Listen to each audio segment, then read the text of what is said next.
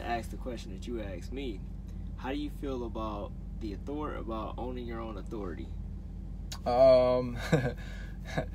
After what we talked about tonight. Right, after what we talked about tonight, and from watching further videos of yours and speaking with the fleet owner that owns RST, Chris, and just, taking in everything, because that's what I am. I'm a very observant person. I take calculated risk. I don't take risk off of because I want to be up there with everybody else. I want to hang out with the Joneses. I want to feel like I got that top echelon.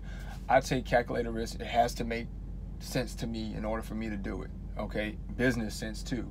Mm-hmm. So, from what I've just seen, it's authority. I'm gonna be honest. I probably won't even think about authority until I get to like 10 trucks. And then even when I do look into getting my authority, I probably would do it the same way that Chris is doing it for RST. You know what I mean?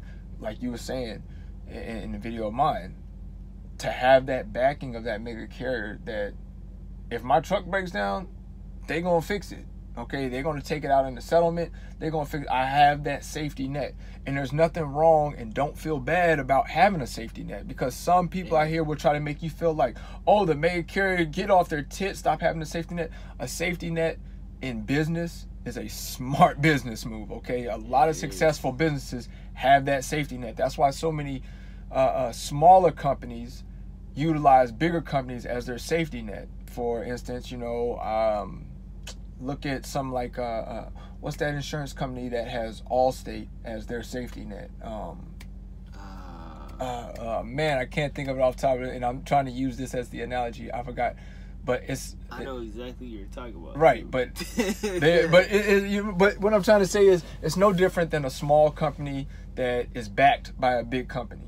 That big company is always going to, if they fall, going to catch them, pick you back up, bring you back here. Oh, you fell again? Oh, we here, we got you. Come back, try again. And that's what I liked about when I was doing my lease with Prime, is that anytime I fell on my face, they caught me and said, here, try again. And then you'll do something again, like a kid, you trying to learn how to run, and you fall down. All right, get back up, try again. That wasn't it. You know what I mean? And that's where I learned to be so successful in leasing, is because Prime was my safety net. I was able to fall and get back up and try again, try a different method, not having to worry or fear of me losing it all, because they gave me that safety net to let me know that even if you lose it all, we're going to catch you. Yeah, that's so true. That's the reason why I've been able to be successful in leasing, is because for 4 years I just sat there and learned and bumped my head and figured out how to be successful. And then I scratching my head and I'm like, wow, I'm looking around, all these trucks. Wow, this dude here at Prime, Rob Lowe, doesn't own none of these fucking trucks. Oh, I'm sorry, I'm cussing on your channel. I know you don't be cussing, but I'm sitting here looking like, Rob Lowe doesn't own any of these trucks. Like, this guy leases all of this. And then when he gets the trucks in, he has the option where if a person wants to be a lease purchase or a lease driver, then I have trucks here for you. You could take on the lease, learn the game. I'm going to catch you, but you doing me a favor too, because you taking over that note. You know what I mean, for me. And essentially, I'm going to get a little bit of interest on the top of it too. So you're going to pay me a little bit of extra, but that little bit of extra that you paying me, I got your back.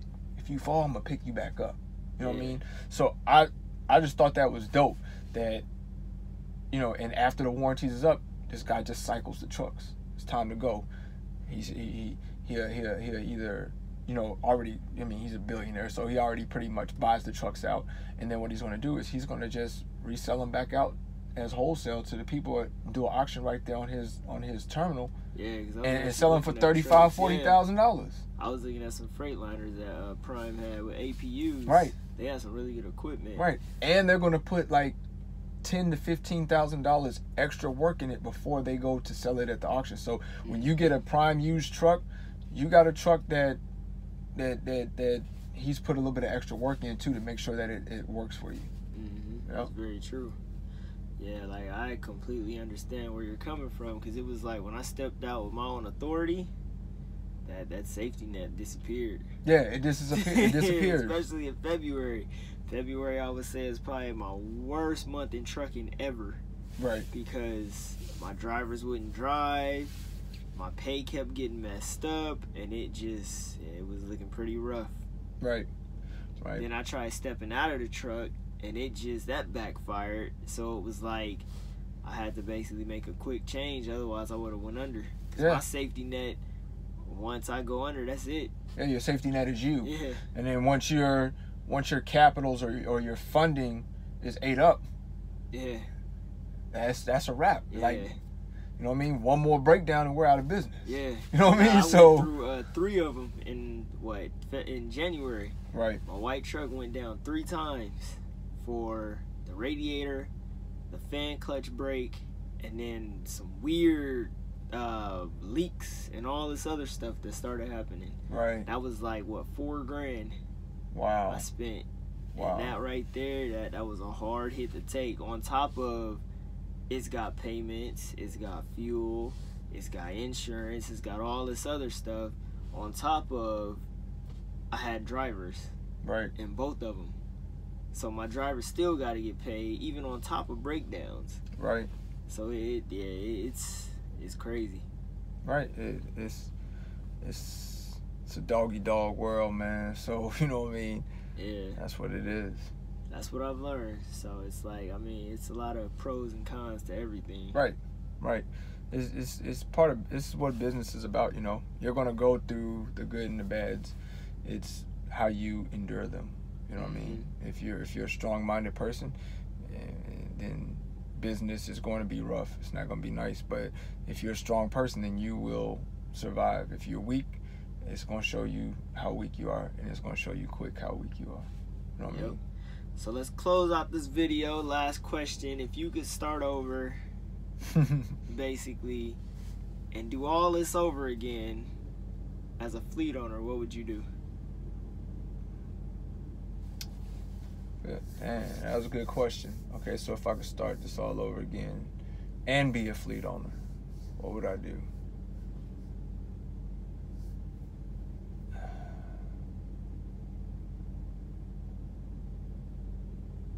I wouldn't do anything different than what I'm doing right now. That is a smart move to put teams in your trucks. That is definitely right. I had to think about this question, you know what I mean, and think if I could do it, if I was giving it all over again and say, okay, start over, do your fleet now at the amount of years that I have, would I have done it any differently? And I don't think I would have.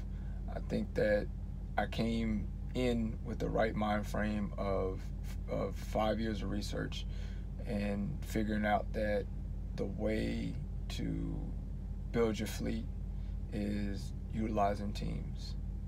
And I think that the first 4 trucks I want to make team, and then after the 4th truck I want to look into solo, because then I look at the teams as essentially in one truck I have 2. Okay, because those 2 people can run this one truck as if it's 2 trucks, because it just goes nonstop, you know. Whereas with one truck, you have to worry about now with the e-logs where the person has to stop after their clock is up and they got to sit for 10 hours. Whereas the team doesn't. So essentially, it's like 2 trucks are running. So if I get 4 trucks and I got 4 trucks with teams in it, essentially in my mind, I have 8 trucks that's running. So now I can start looking at solo drivers, because my teams will basically, whenever the solo driver may want to go home, my teams are going to support them being at home. Yeah. You know what I mean? So, and then when one of my teams go home, then the other 3 teams are supporting that one team that's being at home. So yeah. It's kind of like a situation I got in when I had to slip seat my black truck. Right. It wasn't a team, but in a sense it was. Right. Because even though the driver came right back, he had somebody jump right back in it to send it right back out. Right. So it was kind of like they were tag teaming. Yeah. But yeah, we're going to close out this video. Yep. It's been pretty long, so it's a good video, man. Kind of late. Good interview. Yeah. And it's getting late, plus we have Roscoe's chicken. just sitting like on our on our chest, man. So that's why, you know, you hear the Barry White voice right now, because, you know, I got the itis. I ain't gonna lie, but. So yeah, it's your boy Ghost. Yep. And then let everybody know who you are once again. Once again, I'm Loshawn Parks. You can find me on YouTube, Trucking with Loshawn Parks, speaking about pretty much the same topics that me and Ghost are sitting here speaking about. I specialize in talking about leasing, specialize in talking about team. So that's where you can find me at, Trucking with Loshawn Parks on YouTube. Also find me on Facebook, Loshawn Parks, Instagram, Loshawn Parks. And once again, come join YTT Affiliates, help group for trucking. All right. So it's your boy Ghost. Love, peace, prosperity, and I hope you guys enjoyed this video. Deuces. Peace.